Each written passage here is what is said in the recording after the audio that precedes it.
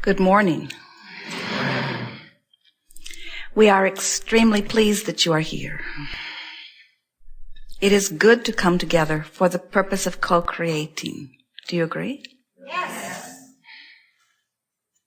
Co-creating at its best. You understand what that means?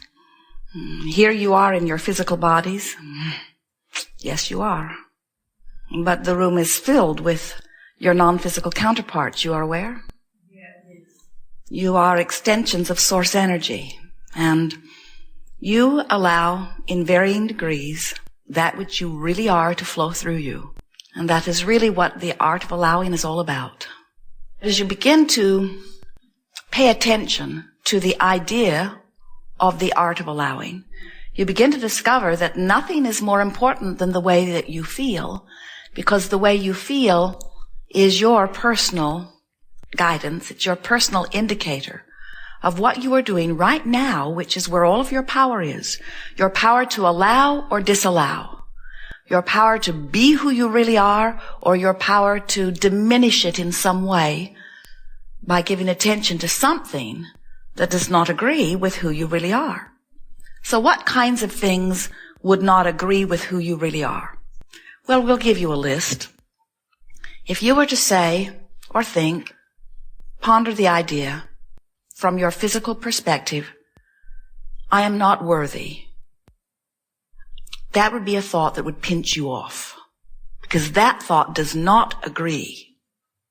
If you were to think a thought, I don't like that person, that thought would pinch you off.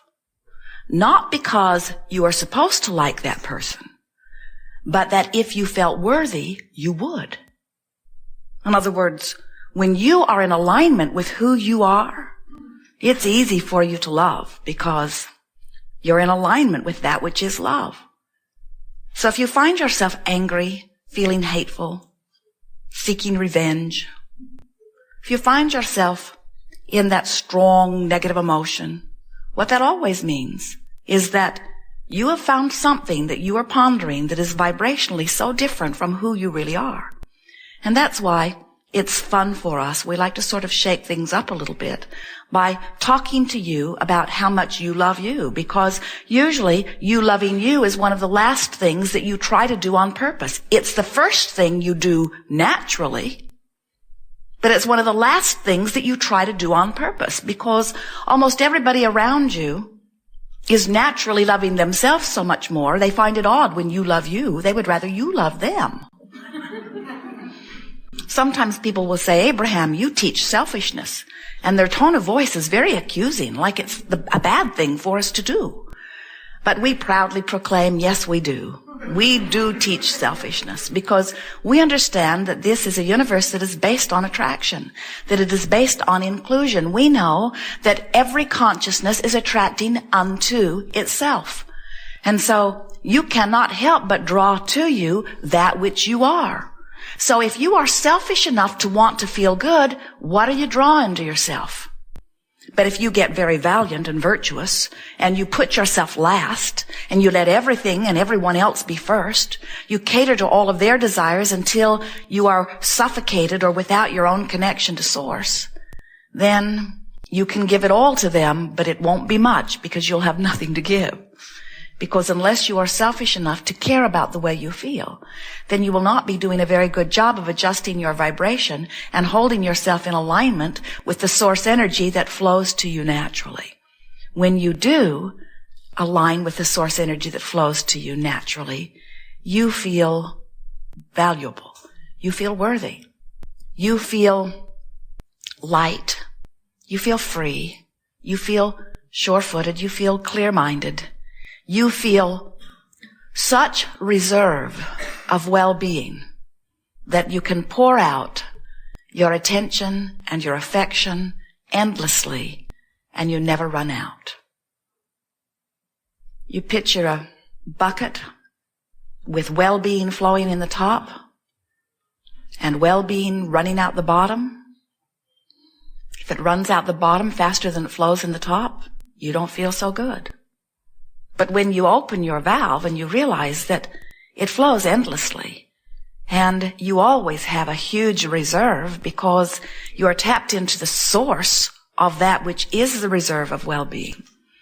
Then you don't worry about attention that you're giving to others or love that you're giving to others or anything that you're giving to others, because it is always replenished, proportionate to what you are flowing. In fact, that's how it gets into your bucket to begin with. You flow it through your perspective. So, how do you get out of whack? Could you flow too much to someone else? Never. Because when you flow it, it always flows in. It's a valve, it's a fire hose, it's a stream. It's an ocean of well-being flowing to you. You could never use up your reserve. So, what happens when it feels like you've used up your reserve? What happens? Well, you just temporarily pinched off the flow in. That's all.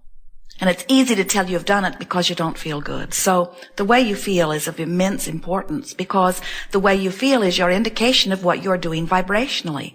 Interesting word, isn't it? Vibrationally. Here you are. You never have thought of yourself as a radio transmitter receiver, and yet you are. We see you in your bodies, your fleshy, bloody, bony bodies. That's not exactly poetic, is it? We see you in these magnificent bodies, but we see you as energy. We see you as vibration. We see you as consciousness.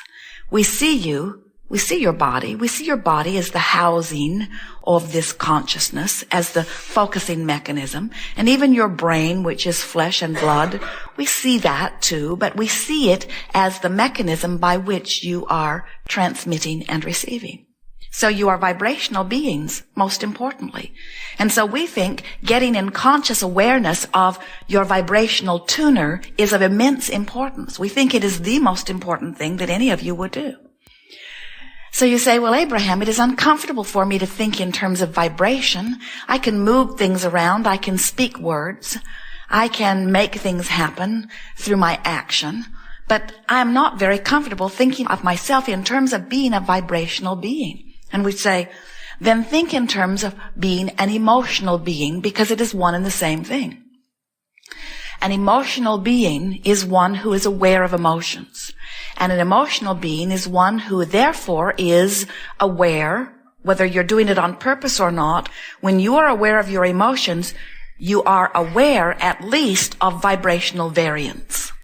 So when you're aware of vibrational variance, at least you know when you're changing the tuner on your dial. You would never set your radio dial for 98.6 and expect to hear what is being broadcast on 101 FM. You understand radio frequencies enough to know that they've got to match up. So we want you in the same way to say, when I have been focusing upon things that make me feel this ornery, or make me feel this vulnerable, or make me feel this angry, or make me feel this bound or not free, I cannot at the same time be a vibrational match to the well-being that I've been telling the universe that I want. So what happens is, if things are not going for you the way you would like them to, it only means that you're not vibrationally in alignment with your own desire. Your desire is vibrating on one frequency, but your habit of thought is vibrating on another. Now you could say desire is on one frequency and belief is on another. That's one way of saying it. Or you could say what I want is on one frequency, but what I notice that I have is on another frequency. You could say what I want is on one frequency, but I don't think about that very often. What I think about often, which has become my dominant thought, is different from my desire. When I think about my desire, it feels one way. When I notice where I am, it feels another. Getting the sense of this? So when you say, I am an emotional being, and I'm going to begin to take emotional journeys, then what you're saying is, I'm going to start guiding my thought and word and even my action based upon where the idea of it feels, rather than upon any other factors that I've ever considered. In other words, I'm going to start guiding myself emotionally. Now, this is worrisome to some, especially if you've worked not to be emotional, or especially if you have worked particularly hard not to be emotional, meaning you've got control of your emotions, and you're living with people or working with people who are very emotional. Because Sometimes people, when they are given the label, oh, they are an emotional being, there's one now. Sometimes when you are interacting with people who seem to be emotional, what you notice is that they are highly emotional, often in a sort of disconnected way. They are out of control. Their emotions are too close to the surface, you say. And we want to say to you, your emotions are never too close to the surface. The closer to the surface they are, the better. But when you have a handle on your emotions and you are paying attention to them in the early subtle stages, then nothing gets very far out of hand that you don't want to. In other words, we would like you to be an emotional person who feels ecstasy and elation and appreciation and love and joy often. And we would like you to use some of the processes, we'll talk about some of them here today, that would ramp you up to even higher degrees of emotion. Positive emotion. In fact, most of the processes that we've offered to you over time have been offered with the intent of helping you go from some of the higher registries in emotion, like feeling pretty good, to wanting something, believing something, hoping for something, maybe a little pessimism, sometimes a little frustration or overwhelmment, but mostly feeling pretty good. So most of the processes that we've offered you have been intended to help you go from that feeling pretty good a lot of the time to feeling really good all of the time.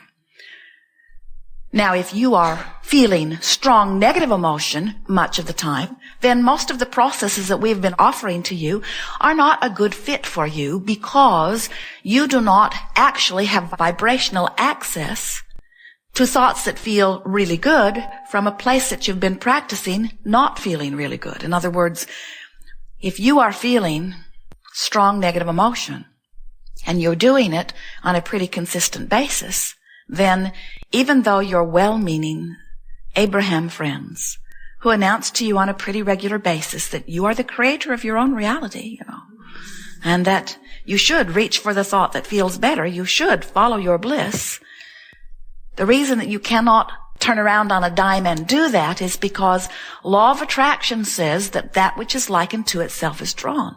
So whatever thoughts you've been practicing and whatever vibration has become the dominant vibration within you on a myriad of subjects, that's where you're going to tune in first. And once you tune in there, of course, things manifest. And that doesn't help much, does it? In other words, it helps when the better it gets, the better it gets, the better it gets, but it doesn't help so well when the worse it gets, the worse it gets, the worse it gets. Because whatever you're focusing upon, you're offering a vibration about. Whatever you're offering a vibration about, you're attracting more of. Whatever you're attracting more of, you are usually giving more attention to. So the spiral sort of takes you in the direction of the strongest current. We have enjoyed this interaction more than words can describe. We have literally taken thought beyond that which it has been before. There was not some big void that we have filled, but we certainly have experienced the satisfaction of conscious motion forward. We like to anticipate what is before you. It's fun for us to contemplate your desires and to anticipate the fulfilling of them. It is our wish that you could ease up, be less demanding of yourself, work on that worthy thing, write lists of things that you adore about yourself and others, and practice the art of appreciation. And in doing so, you will put yourself more consistently in vibrational alignment with the well-being that it is our promise to you is being held, not from you, but for you, in non-physical and physical escrow. You deserve these things that you've been asking for, but you've got to stop worrying about them not being there in order to let them in. There is great love here for you. We are complete.